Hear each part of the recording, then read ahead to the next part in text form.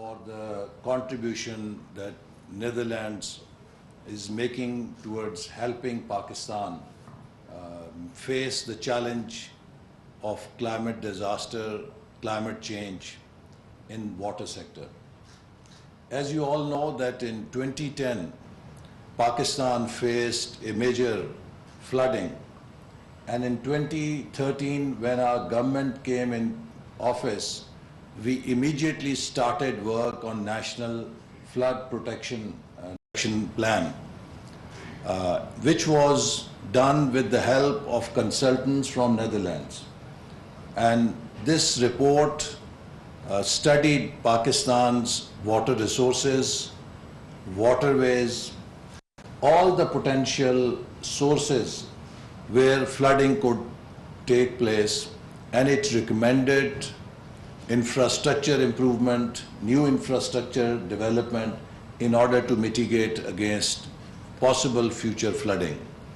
This report was finally approved by Council of Common Interest, I think in 2017. And after which it was decided that over next 10 years, we would implement this report in 2 phases.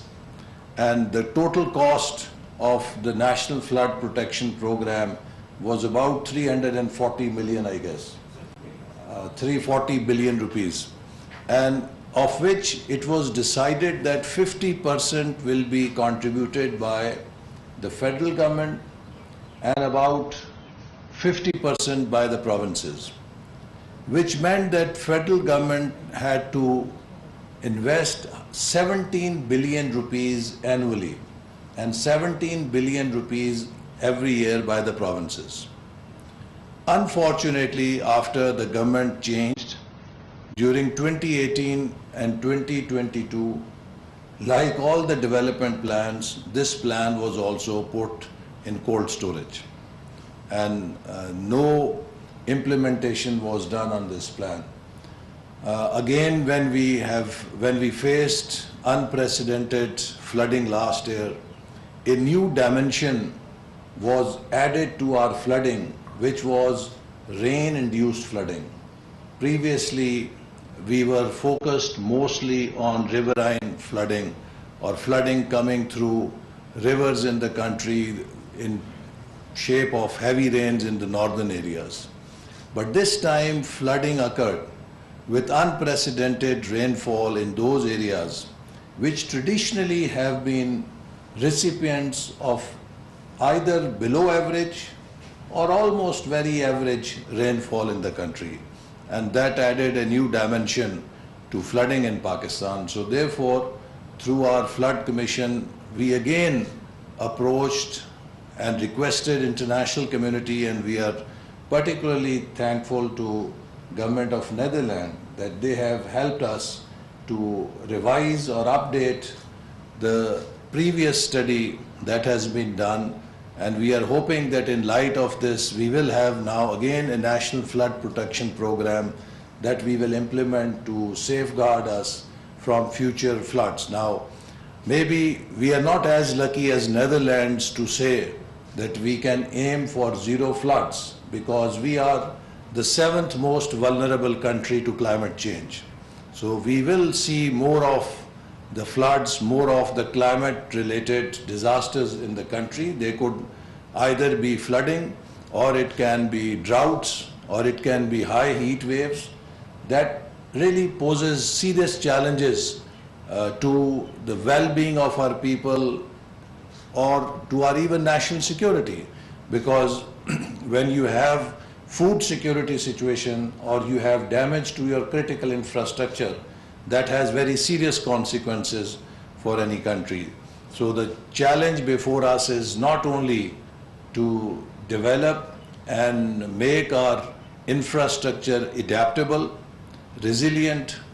Our challenge is also to have smart agriculture or new agriculture revolution that will provide us with new seeds which are weather resistant, which can withstand the climate changes, because the traditional seeds and the traditional cropping patterns will become irrelevant in future, and which means that there can be serious implications for the food security of our people.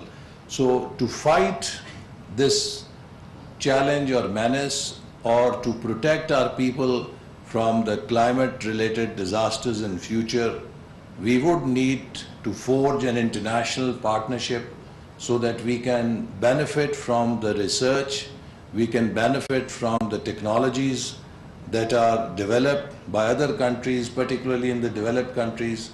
And we also appreciate the support from countries like Netherlands, which are sharing their experience and their knowledge to help Pakistan mitigate against these future disasters. I would like to hope that, out of this workshop, you will be able to come up with practical ideas, because normally we do have good workshops, but their recommendations remain in good, well-bound reports which stay on stacks of our libraries and are not implemented. Knowledge is to be implemented. And I always quote this study by Stanford University professors who have said that the difference between a sick and a healthy organization is the difference or the extent of knowing-doing gap. A living, healthy organization, a successful organization, has the capacity to implement the knowledge it has. And a sick organization is one where there is a big knowledge or knowing-doing gap. They know a lot, but their systems are such that there is so much strong status quo in the system, there is so much inertia in the system that you cannot implement change. So therefore that knowledge just remains knowledge and it does not impact the real world. So we have to really now think and focus on implementation. And I hope that this report will give us a roadmap which we are committed under the 4RF framework, that after the floods, government has been able to develop how to have resilient recovery, rehabilitation and reconstruction in the country. This 4RF framework is a roadmap for Pakistan to have adaptable infrastructure and to develop capacity to mitigate against future climate disasters.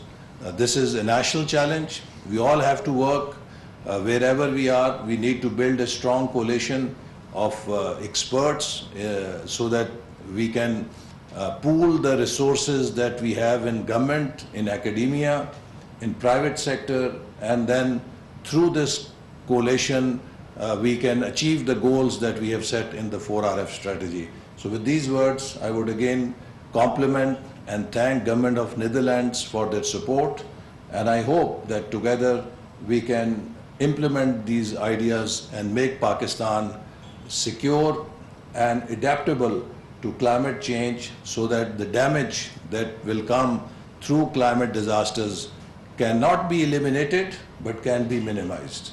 Thank you very much. Pakistan Zindabad.